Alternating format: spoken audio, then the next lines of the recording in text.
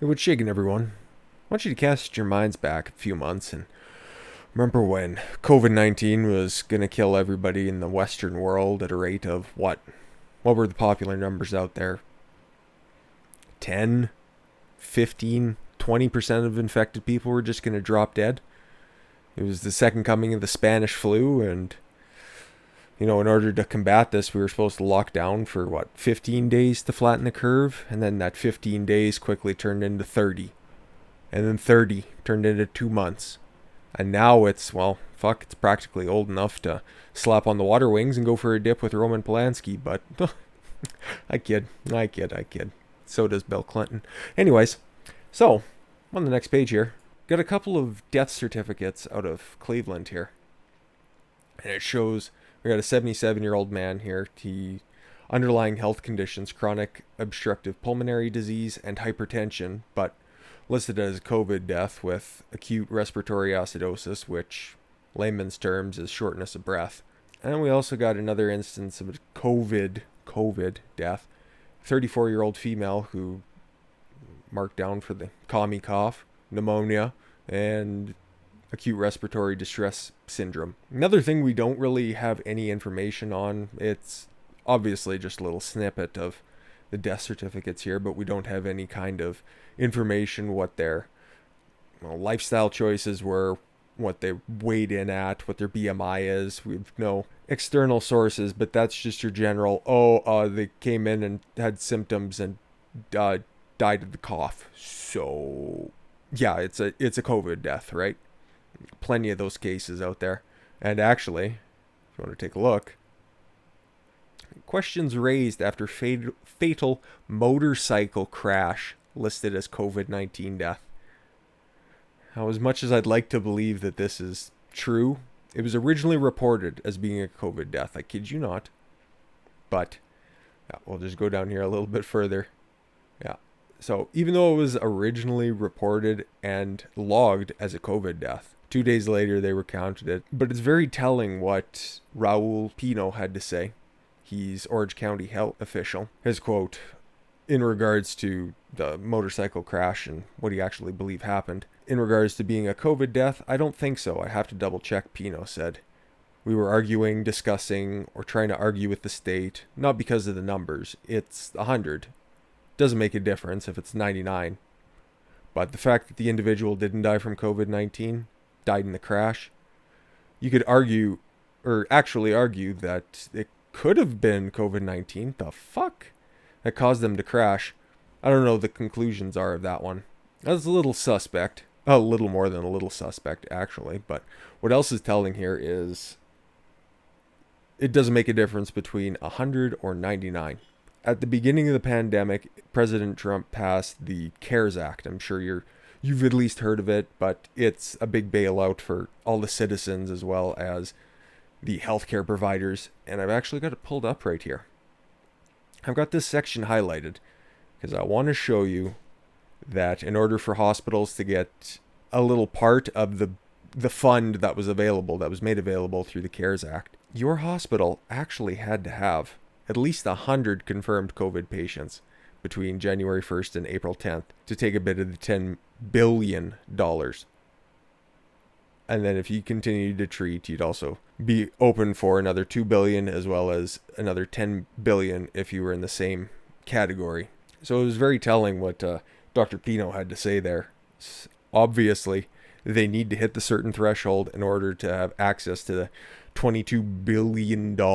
So it's in their best interest. Not just confirm the patients that were displaying symptoms and were actually legitimate COVID patients, but anybody who could, be suspect. Anybody who showed up and was borderline could be attributed to COVID, so they could hit that threshold and fucking get paid. So what's the entire crux of today's video? Clearly, you've seen the thumbnail and you clicked on it anyways, you already know. Saturday afternoon, there was a very inflammatory tweet that was made. Somebody came out and highlighted what was actually published on the 26th from the CDC. This is directly from the CDC's page. But we're just going to read what it says here right at the top. Table 3, following table. shows the types of health conditions and contributing causes mentioned in conjunction with deaths involving coronavirus disease, COVID-19. For 6% of deaths, COVID-19 was the only cause mentioned. For deaths with conditions or causes in addition to COVID-19, on average, there were 2.6 additional conditions or causes per death. That is fucking bonkers. At the time that the study, or this portion of the study was closed, it went from February 1st all the way until August 22nd. 161,000 people died, and only 6 of those were directly from COVID-19. Instead of having 3 additional underlying causes. Like, let's just look. Okay. So, respiratory failure, 55,000 people. That's relatable. You can understand that because COVID-19 is a very respiratory-centric disease. But let's also take a look. Hypertensive disease. 35,000 people that died from COVID actually had hypertensive conditions underlying. 20,000 people from heart failure. 10,000 people from heart failure. 20,000 people from heart attacks. Sepsis of the liver, kidneys. 14,000 people. Nearly 26,000 people with diabetes. Clearly, this has everything to do with the cough, right? So that tweet that was out there, it was very clear. 6% of people who actually died from COVID. They didn't die from anything else. But of course, let's take a look at what the intelligentsia has to say. Old Bruce Lee here. When you see only 6% trending on Twitter, the next obvious question is, only 6% of what? Only 6% of dogs wear shoes? This guy's fucking hilarious. Yeah. So here's the aforementioned tweet itself. Mel Q. This week, the CDC quietly updated the COVID numbers to admit only 6% of the 153,504 deaths recorded actually died from COVID. That's 9,210 deaths. The other 94% had 2 to 3 serious underlying illnesses, and the overwhelming majority were of advanced age. Let's just go back there.